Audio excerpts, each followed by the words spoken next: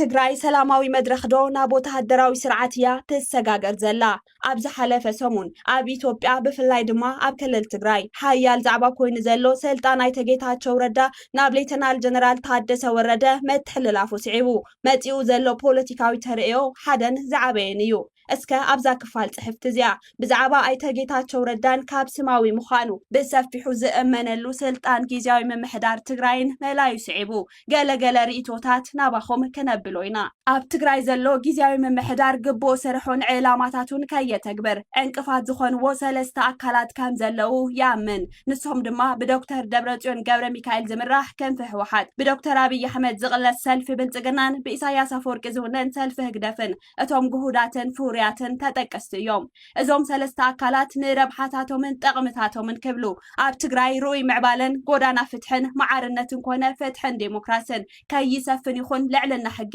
ከይረጋገጽን ውዕል ፕሪቶሪያ ከይትግበርን ማሕለኻታትን ዕንቅፋትን ኮይኖም ከም ዝጸንሑን ዘለውን ደጋጊሙ ክግለጽን ክትንተንን ምጽንሑ ዝፍለጥ እዩ ኣብ ኢትዮጵያ ዘሎ ስርዓትን ፖለቲካዊ ድራማታትን ዳላታትን ካብ ምስራሕ ኣቋሪጹ ብዘይምፍላጡ ነቲ መራሒኹም ብመገዲ ኢሜይል ወይ ድማ ብመገዲ ኤሌክትሪካዊ ስትሪት ምረጹ ዝብል መምርሒ ኣብ ህዝቢ ዝሓደር ስምዒትን ትርግታ ልቢ ብዶክተር ደብረጽዮን ዝምራሕ ክንፊ ህወሓትን ህግደፍን ንምፍላጥ ብዝመስል ኣገባብ ዝዘርግሖ መምርሕን ኣንፈትን ብምንታይ መገዲ ደው ከም ዝበለን ብምንታይ መዕቀንን ከም ዝተመርጸ ዘይተነገረሉ ዶቦላ ንሌተናል ጀነራል ታደሰ ወረደ ከም መራሒ ጊዜያዊ ምምሕዳር ክልል ትግራይ ኮይኑ ከም ዝተመርጸ ንሽሞቱ ዝምልከት ኣብ ከተማ አዲስ አበባ ኣጋይሽን ተዓዘብትን ዓዲሙ ጉህድ ገይርዎ እዩ ህወሓት ኣብ ቀራና መንገዲ ከም ዘሎ ትግምቱ ኢኻ ምክንያቱ ዋላ እኳ ሌተናል ጀነራል ታደሰ ወረደ ምእዙዝ ኣገልጋሊኦም ምዃኑ እምነት ተለዎምን ናቶም ምርጫን ተነበረ ድሌቶምን ዕላሞምን ከም ማይ ንግሆ ጽሪ ኮይኑ ስለ ዘይፈልጥ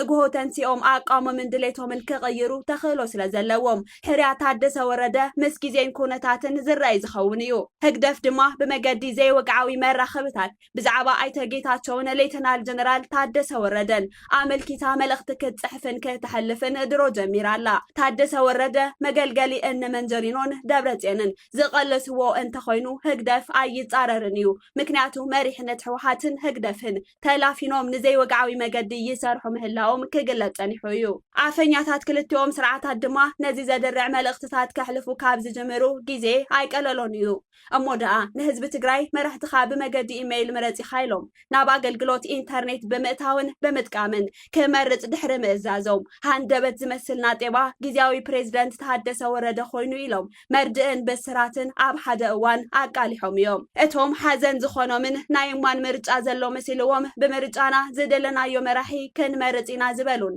እቶም ዘሐጉስ ዜና ዝኾኖም ድማ ንጌታቸው ረዳ ከም ባንዳን መሳርሒ ብልጽግናን ብምሕሳብ ካብ ኮረሻ ስልጣን ክእለይ ኣሰር መንገዲ መሪሕነት ሓደ ክፋል ህወሓት ከህንድዱ ዝጸንሑ ዝርከብዎም እዮም እሞደኣ ብሰልፊ ብልጽግና ንዝሓለፉ 7 ዓመታት ንኢትዮጵያ ኣብ ከቢድ ጸበባን መከራን ሸሚሙ ዝርከብ መንግስቲ እዚ ዝስዕብ ዜና ናብ ህዝቢ ዘርግሐ በመሰረት ሕገ መንግስቲ ፌደራሊ 32 በአዋጅ 359 እዝባር 1995 አንቀጽ 15 3 ንደንቢ ቁጽሪ 533 እዝባር 2015 ከምኡ ድማ ስምምዕ ማመሰላም ፕሪቶሪያን ኣይተ ጌታቸው ረዳ ንዝሓለፉ 2 ዓመታት ፕሬዝዳንት ጊዜያዊ ምምሕዳር ክልል ትግራይ ኮይኖም ዘበርከትዎ ብፍላይ ድማ ዝተረኸበ ሰላም ክዕቀብ ንዝነበሮም ልዑል ጥንቃቐን ኣመራርሓን መንግስቲ ፌደራል ኣፍልጦ ከም ዘለዎን ኣብ ቀጻሊ ስራሕቲውን ብሓባር ተቀራሪብና ከም እንሰርሕን እናረጋገጽኩ ንዝነበሮም ጻንሒታ መስግን ክብል አብይ አሕመድ ኣብ ወግዓዊ ገጹ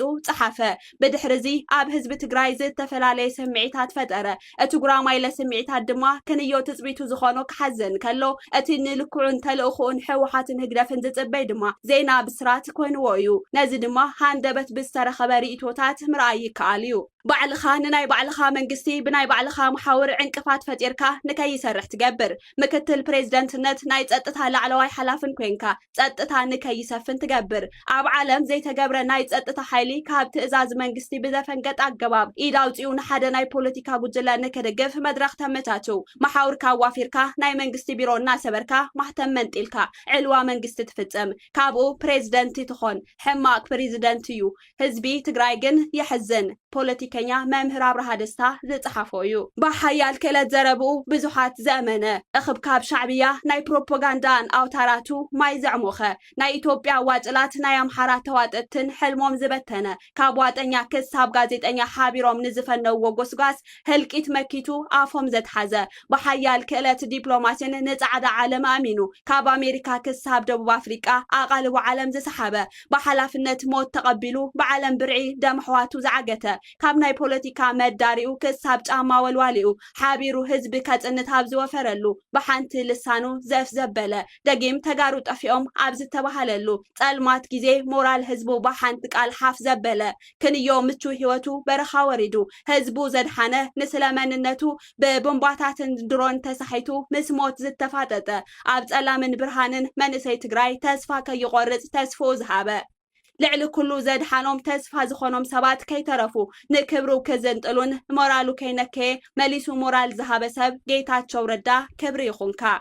ነቢይ ኣብ ዓዱ ኣይከብርን ጽሑፍ እዩ እቲ ኣብ ኢድካ ዘሎ ወርቂ ወትሩ ሓጺን እዩ ትርጉም ወርቂ ዝምሰጠካ ግን ኣብ ኢድካ ምዝሞልቕ እዩ ስለዚ ኩሉ ጌርካ ልዕሊ ኩሉ ድማ ኣብ ጸልማት ግዜ ንህዝብኻ ተኣሚንካ ኢኻ እሞ ተሓበን ፖለቲከኛ ዮሴፍ ገብረ ህይወት ዮሴፍ ጋዜጠኛ ኣብ ማሕበራዊ ገጹ ዘስፈሮ ሓሳብ እዩ እዚ ጀነራል ወታደራዊ ዕልዋ መንግስቲ ድዩ ጸዲቑ ብወገነይ ምክትል ፕሬዝደንት ላዕለዋይ ኣዛዚ ሓይልታት ጸጥታ ትግራይ ፍትሕን ጸጥታን ሓላፊ ምጽራይ ስርቂ ሓጺን መጺን ዝውውር ዜጋታት ውራ ዘይሕጋዊ ዕደናን ኣጠቓቕማን ብዓለምና ዝተኸልከሉ ሰብን እንስሳትን ሃብትን ዝውድእ ኬሚካል መሬትን እጽዋትን ዘበላሹ ምቁጽጻር ጊዜያዊ ምምሕዳር መሓውሩ ንክዘርግሕ ክሰርሕ ዲዲአር ተፈናቐልቲ ክምለሱ እግሪ ክተኽሉ ብወረርቲ ዝተትሓዘ ግዝኣትናን መሬትናን ኣብ ምምላስ ንክፍጽም ሓላፍነት ተዋሂብዎ ካብዚኣተን ሓንቲ እኳ ዘይፈጸመ እዚ ሰብ ፕሬዝደንት ኮይኑ ትግራይ ክመርሕ ምምዛዙ ንምንታይ ብህዝቢ እውን ተቐባልነት የብሉን ትግራይ ግን ኣብ ኢድ ገባር ሓዳጊ ኣብይ ኣሕመድ ኮይና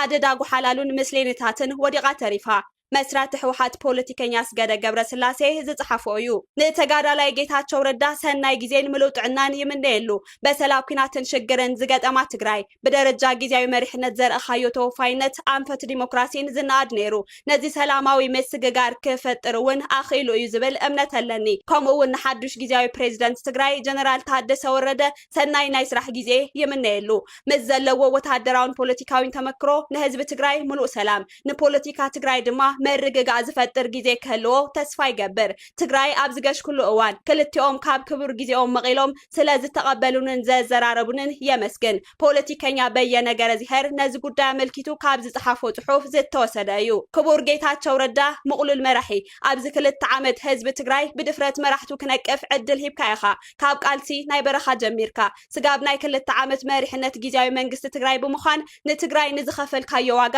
እናመስገንኩ ሕጂ እውን ኣብ ዘለ خايو بعمخ نهزبخا نتجراي نمسرح دو كم زي تبل يأمن أبزخد كالو سلام انتعناني من نيلكا كاب سلت أنا جرماي تفتاو شو زتو سدات حفيو كم سب كم تجراوي حماق أي من نيلكان جيتا شو نتكبر هزب تجراي كمرح زي متنسب من بارو فتاون سألاني فلتأيو راح انت يكونس بعلون يفلتيو بعمنا كن حق زومو كيرناينا كن حق زكاون إلنا يوينا تقام مريزو مسار حتلاقي كوينو عد حمس مسأتيو لايو أواري دوايو كم سب حماقاي من نيلون حماقاتو كل ما راقفو كابسوسات تناقفو تقراواي كوينو كنبر سناي تمنيتايو جنرال تادس وردون كاب جيتاتشو رداك تمهار كمخركا فوتو كاب هزباوي تلقون مسمرن وزيخا لوغت ألاي خوين كامقلقال واقا زخفل تاريخ كازب بلاشو ورادا تكباريو سلازي هزبخا قدم مس هزبخا تماخر كل عقم تقراي تتقم هزبخا ساقر ازي مس تقبر ابقون نخالنا كابزي وزيخا تمساس هالي من قدي مس اتمرزقن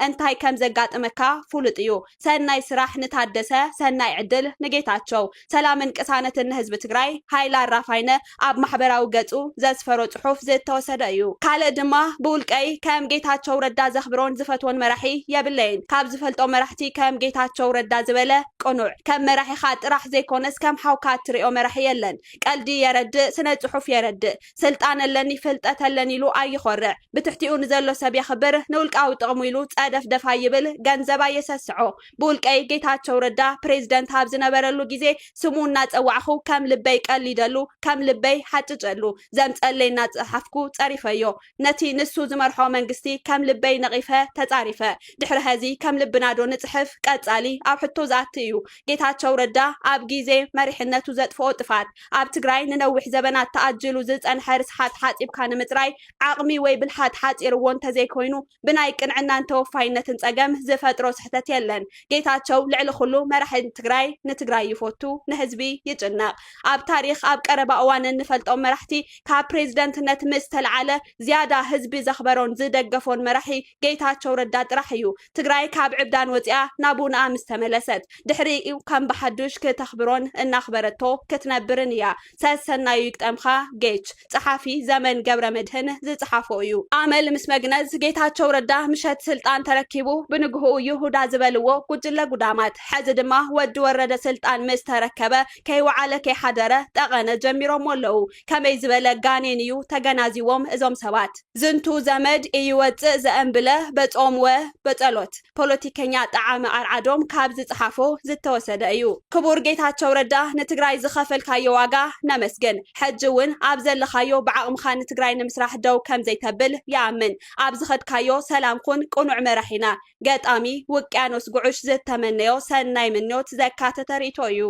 ኣይተ ጌታቸው ረዳ ኣብ ቁርፂ እዋን ከቢድን ሕልኽላኽን ዝመልኦን ጉዕዞ ወሰንቲ ዝበሃሉ ዛዕባታት ስምምዕ ሰላም ፕሪቶሪያ ብዘተን ሰላማዊ መገድን ጥራሕ ክፍጸሙ ዘርአዮ ጻዕርን ዝተረኸበ ውጽኢትን ቀሊል ዘይበሃል እሞ የቐኒልና ክንብሎ ይግባአና ኣብ ዝሓለፉ 2 ዓመታት ካብ ዝተሰርሑ ስራሕቲ ውስናት ንምግላጽ ብርክት ዝበሉ ስራሕቲ ህንጸት ሰላም ቀጻልነት ዘለዎ ግልጋሎት መንግስትን ዓመታዊ በጀትን ክስላዕ ተቋሪጾም ዝነበሩ ግልጋሎታት ፌደራል ዳግም ክጅመሩን ሕቶ ህዝቢ ዝነበረ ውዝፍ ክፍሊት ጥሮታ ዝተመለሰሉ ተኣጊዶም ዝነበሩ ንብረትን ውልቀን ትካል ክምለስ ተገይሩ እዩ ብተወሳኺ ድማ ዝተፈላለዩ ዓለም ለኸን ሃገር ለኸን ውልቀ ሰባትን ትካላትን ፌደራል ትካላት ኣሓት ክልላትን ዓለም ለኸ መዳርግቲ ኣካላትን ትግራይ ክሕግዙን ሓገዝ ክረክብን እውን ዘይሕለል ጻዕሪ ተኻይዱ ውጽኢታዊ ዝበሃል ስራሕ እውን ተሰሪሑ እዩ ተመዛበልቲ ደቡብ ትግራይ ጸለምትን ናብ መረበቶም ክምለሱ ዝተገበረ እንትኾን ብመዳይ እስራት እውን እንተኾነ ብዝተፈላለየ መንገዲ ተኣሲሮም ኮነ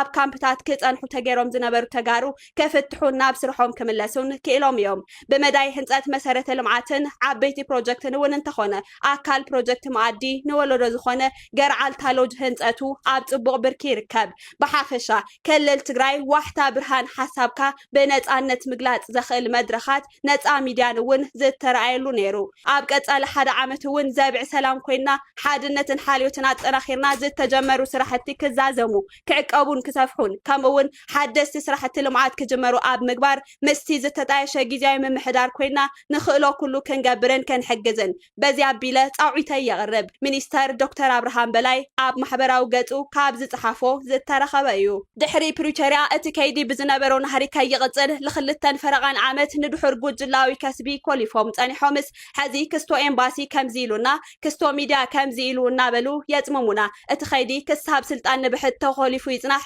ተባሂሉ ብትልሚ ዝተገበረ እንድዩ በዓል ሞያ ሕግን ኣክቲቪስትን ዳንኤል ብርሃነ ስምዒቱ ዝገለጸሉ እዩ